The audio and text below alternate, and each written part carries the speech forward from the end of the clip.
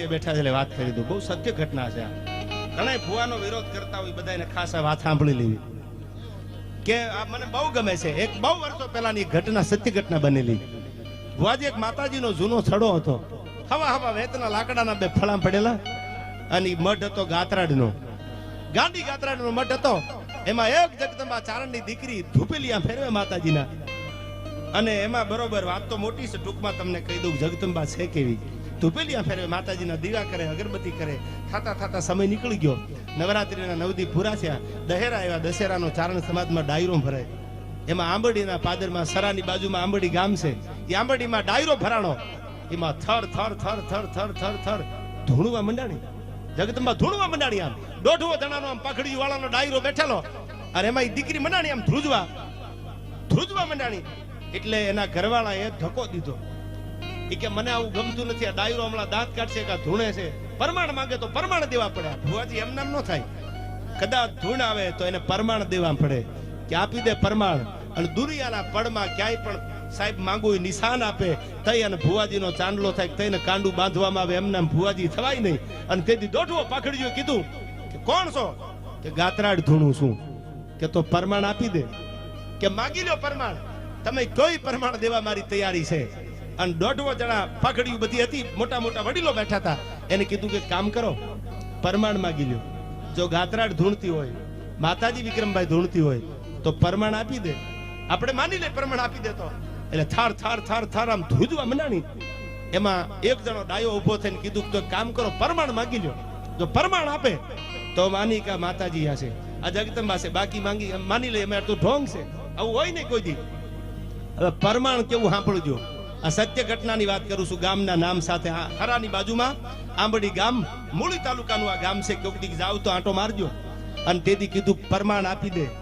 પરમાણ આપ તો મેં માની તું જગદંબા છો.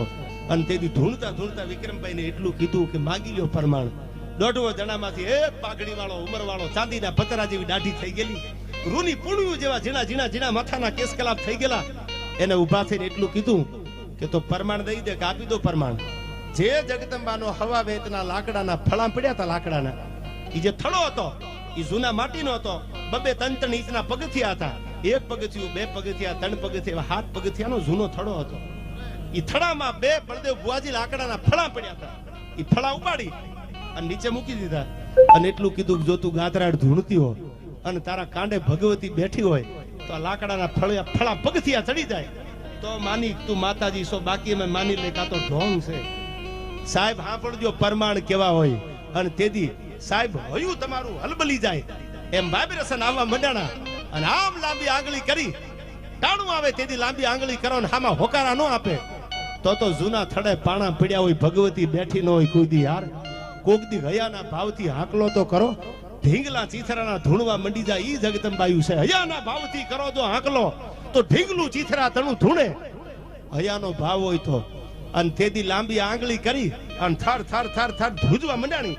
અને પડકારો કર્યો. આંખમાંથી આહુડાની ધારું જાતી હતી કે હે માતાજી, હે જગદંબા, હે ગાંડી ગાત્રાડ, આજથી સુધી જો તારા ધૂપેલિયા ફેરવા હોય, મારા ભેળિયાની હાથ ઉતારી અને દુખિયાના દુઃખ મટાડ્યા હોય અને તારી સામે કોઈ દી મારા માટે મેં લાંબો હાથ ન કર્યો હોય તો 150 પાઘડીયું બેઠી છે, બધા વડીલો બેઠા છે. અને મારી આબરૂ જાય ને તો મારી ને માતાજી લાજ ભેળી તારા થડાની જવાની છે. આજ મારી આબરૂ ન જવા દેતી. આ શબ્દ જે એના નાભીમાંથી નીકળ્યા, જે લાકડાના હવા વેતના ફળા પડ્યા હતા એ લાકડાના ફળા વિક્રમભાઈ ધ્રુજવા મળ્યા. ઇતિહાસ વિજ્ઞાન ઘટના ઉકેલી શકે. વિજ્ઞાન ને તો બહુ જાજુ ડિગ્રી ભણેલા હોય ને એમાં ખબર ન પડે. એને તો અનશ્રદ્ધા જેવું લાગે. પણ વિષય શ્રદ્ધા નો હોય તો પુરાવાની જરૂર નથી. અને તેથી હવા વેતના લાકડાના ફળા ધૂણવા મંડ્યા. સાંભળજો, કોઈ ભુવાજી નથી ધૂણતા, ફળા ધૂણવા મંડ્યા. અને 1 પગથિયું, 2 પગથિયું, 3 પગથિયું, 4 પગથિયું, એ 7 પગથિયા લાકડાના ફળાઈને હાથે ચડવા મંડ્યા. ત્યાં તો 150 પાઘડીઓના હોળ મંડ્યા માથે તેમ નોખા પડવા. અને લાકડીયું પડે એમ પગમાં પડી ગયા. ગઈ ગાંડી, તને ઓળખવામાં ભૂલ થઈ ગઈ, પાછી વળી જા. અને તેથી ધ્રુજતા જે દીકરી, જે જગદંબા જેવી દીકરી એની સેવા કરતી હતી, પૂજા કરતી હતી, જેની આગળ પરમાણ માંગ્યા, એ ઓરડામાં વહી ગઈ અને દરવાજો બંધ કરી દીધો કે હવે મોડું થઈ ગયું, ગાંડી તું હજી આઈ બેઠી છે. આ ભગવતી છે સાહેબ. હાકલો કરો ને તો હવા હવા વેતના ફળા ધૂળવા મંડી જાય. ઈ માતાજી છે, ઈ નવલાખ લોબડિયાળી છે, ઈ જગદંબા છે. ઈ શ્રદ્ધાની વાત કરું છું, અંધશ્રદ્ધાની વાત નથી કરતો. જે મેન તમે જોયું હોય, મેન તમે સાચી વાત સાંભળી હોય એની વાતો આપણે કરવા મળ્યા છીએ. ત્યારે છેલ્લી વાત આ કરી દઉં કે આ જગદંબા તો છે જ હજી, પણ વર્ષો પહેલા રાજકોટમાંથી હરદારને નોખું કર્યું. બાકર ખાન શેખ નામનો એક મુસલમાન સુબો એનું રાજ કરે. કોઈ દીકરી, રૂપાળી દીકરી, બેન દીકરી બજારમાં આવે ને તો એનાથી નીકળાય નહીં, એને મોલે જવું પડે. આવો કામી માણા હતો અને એને બોલાવી લે. સત્તાની આગળ કોઈનું શાણપણ કાયમ ન આવે.